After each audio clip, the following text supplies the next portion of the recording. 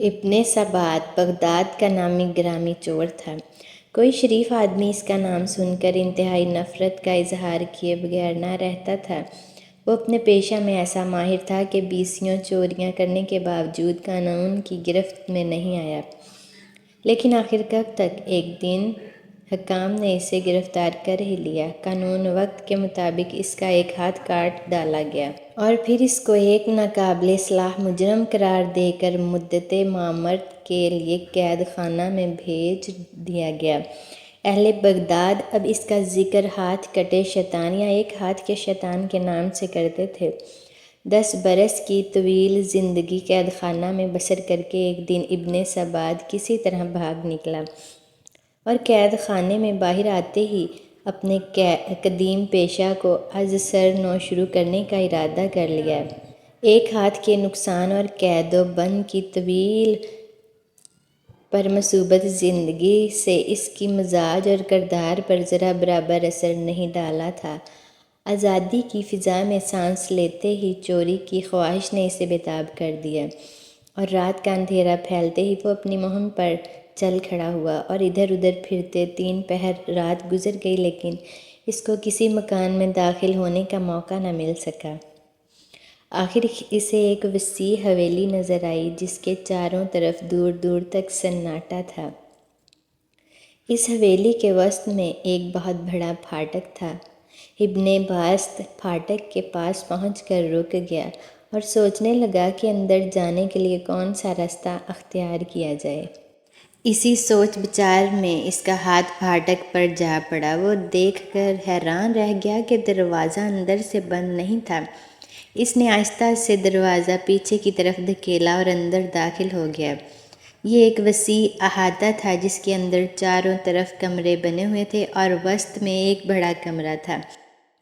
ابن سبات اس بڑے کمرے کے دروازے کی طرف بڑھا۔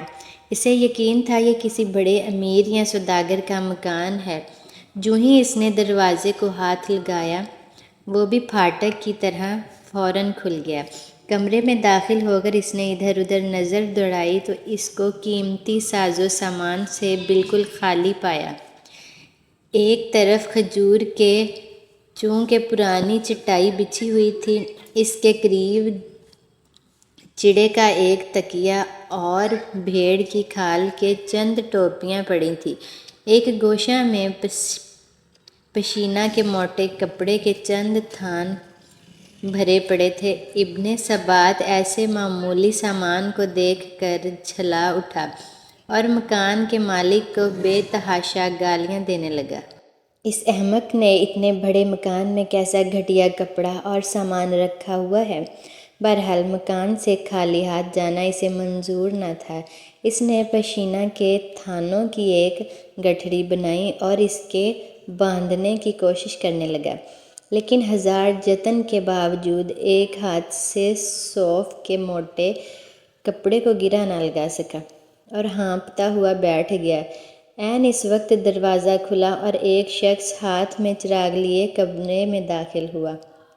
خوف اور دہشت سے ابن سبات کے جسم پر لرزہ طاری ہو گیا اور اس نے داخل ہونے والے آدمی کو دیکھا۔ اس کا قد دراز، کمر خمیدہ اور جسم انتہائی مخیف تھا، جس پر ہلکے رنگ کی ایک لمبی قبائی تھی اور سر پر بھیڑ کی کھال کی کشادہ سیاہ ٹوپی تھی، اور قدرے نحیف اور نزار ہونے کے باوجود اس شخص کے چہرے پر عجیب طرح کا اطمینان اور نور تھا۔ اس کی آنکھوں میں ایسی چمک تھی جس سے کوئی دوسرا شخص اثر پذیر ہوئے بغیر نہیں رہ سکتا تھا۔ اس نے کمرے میں داخل ہو کر چراغ ایک طرف رکھ دیا اور انتہائی شریں آواز میں ابن سباتہ سے مخاطب ہو کر کہا، میرے بھائی، خدا تم پر رحمت کرے۔ یہ کام روشنی اور کسی ساتھی کی مدد کے بغیر انجام نہیں پا سکتا۔ دیکھو یہ چراغ روشن ہے اور تمہاری مدد کے لیے میں حاضر ہوں۔ اب ہم دونوں یہ کام اطمینان کے ساتھ کر لیں گے۔ ابن سباتہ حیرت سے اجنبی کے منہ کی طرف تک رہا تھا اور اس کی سمجھ میں نہیں آ رہا تھا کہ یہ کیا معاملہ ہے۔ اتنے میں اجنبی نے تھانوں کو 2 حصوں میں تقسیم کر دیا اور پھر ان کی الگ الگ 2 گٹھڑیاں باندھ لیں۔ پھر اچانک سے اسے خیال آیا اور اس نے ابن سباتہ سے مخاطب ہو کر کہا، میرے بھائی، مجھے معاف کرنا، مجھے خیال ہی نہیں رہا کہ ایسا تھکا دینے والا کام کر کے تمہیں بھوک لگ رہی ہوگی۔ میں ابھی تمہارے لیے گرم گرم دودھ لاتا ہوں، اسے پی کر تم تازہ دم ہو جاؤ گے۔ یہ کہہ کر اجنبی کمرے سے باہر نکل گیا اور ابن سبات عالم تحقیر میں کھو گیا۔ یکایک اسے کوئی خیال آیا اور اس نے ماتھے پر ہاتھ مار کر کہا کہ میں بھی کیسا احمق ہوں، اتنا بھی نہ کچھ سکا کہ کوئی میرا ہی ہم پیشہ ہے۔ اتفاق سے آج ہم دونوں اس مکان میں جمع ہو گئے ہیں۔ یہ گھر کا بھیدی معلوم ہوتا ہے۔ اسے معلوم تھا کہ آج یہ مکان رہنے والوں سے خالی ہے، اس لیے وہ روشنی کا سامان لے کر آیا۔ جب اس نے دیکھا کہ میں پہلے سے پہنچا ہوا ہوں تو اس سامان میں سے آدھے کا حقدار بننے کے لیے میرا ساتھ دینے پر آمادہ ہو گیا۔ وہ یہی سوچ رہا تھا کہ اجنبی ہاتھ میں دودھ کا پیالہ لیے پھر کمرے میں داخل ہوا اور یہ کہہ کر پیالہ ابن سبات کے ہاتھ میں پکڑا دیا کہ اسے پی لو، یہ تمہاری بھوک اور تھکان کو دور کر دے گا۔ ابن سبات کو فی الوقت سخت بھوک لگ رہی تھی۔ اس نے آنا پانا دودھ کا پیالہ خالی کر دیا اور پھر کڑک کر اجنبی سے کہا، دیکھو میں تم سے پہلے پہنچ گیا تھا، اس لیے ہمارے پیشہ کے اصول کے مطابق تمہارا اس مال پر متعلق کوئی حق نہیں، تو تم نے مال سمیٹنے میں جس مستعدی کا ثبوت دیا ہے اس کے پیش نظر میں تمہیں تھوڑا بہت مال دے دوں گا۔ چلو اب گٹھڑیاں اٹھائیں اور چلیں۔ ابن سبات کے جواب میں اجنبی مسکرایا اور پھر شفقت آمیز لہجے میں کہا، میرے بھائی، تم میرے حصے کا خیال کر کے کیوں اپنا دل میلا کرتے ہو؟ میں تم سے کسی چیز کا مطالبہ نہیں کروں گا۔ تمہارا ایک ہاتھ ہے، یہ چھوٹی گٹھڑی تم اٹھا لو اور بڑی گٹھڑی میں اٹھا لیتا ہوں۔ جہاں تم کہہ دو میں پہنچا دوں گا۔ ابن سبات نے کہا، بس ٹھیک ہے، مجھ سے بہتر سردار سارے ملک میں نہیں مل سکتا۔ میں چھوٹی گٹھڑی اٹھا لیتا ہوں اور تم بڑی گٹھڑی اٹھا کر میرے آگے آگے چلو۔ اجنبی نے پورا زور لگا کر بڑی گٹھڑی کمر پر لادی۔ اس کی خمیزہ کمر اس بوجھ سے اور بھی خمیزہ ہو گئی اور وہ آہستہ آہستہ قدم اٹھاتا ابن سبات کے آگے آگے چل پڑا۔ لیکن ابن سبات کو بہت عجلت تھی کیونکہ رات بہت تیزی سے ختم ہو رہی تھی۔ وہ بار بار اجنبی کو ٹوک دیتا کہ تیز چلو۔ اجنبی کئی بار ٹھوکر کھا کر گرا لیکن پھر اٹھ کر کھڑا ہوا اور ہانپتا کانپتا پھر تیز تیز قدم اٹھانے لگا۔ ایک جگہ چڑھائی تھی، اجنبی کو بھاری بوجھ کی وجہ سے سخت مشکل پیش آئی اور وہ ایک جگہ بے اختیار گر پڑا۔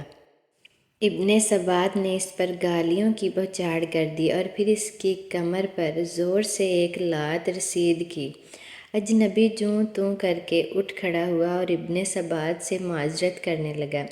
ابن سبات نے گٹھڑی پھر اس کی پیٹھ پر رکھ دی اور دونوں چلتے چلتے شہر سے دور ایک پرانے کھنڈر میں جا پہنچے۔ یہاں ابن سبات کی پناہ گاہ تھی۔ وہ اپنی گٹھڑی باہر رکھ کر کھنڈر کی دیوار سے اندر کود گیا اور اجنبی نے دونوں گٹھڑیاں باہر سے اندر پھینک دیں۔ اس وقت چاند کی روشنی میں ابن سبات نے اطمینان سے اجنبی کے چہرے پر نظر ڈالی جو اس کے سامنے کھڑا ہانپ رہا تھا۔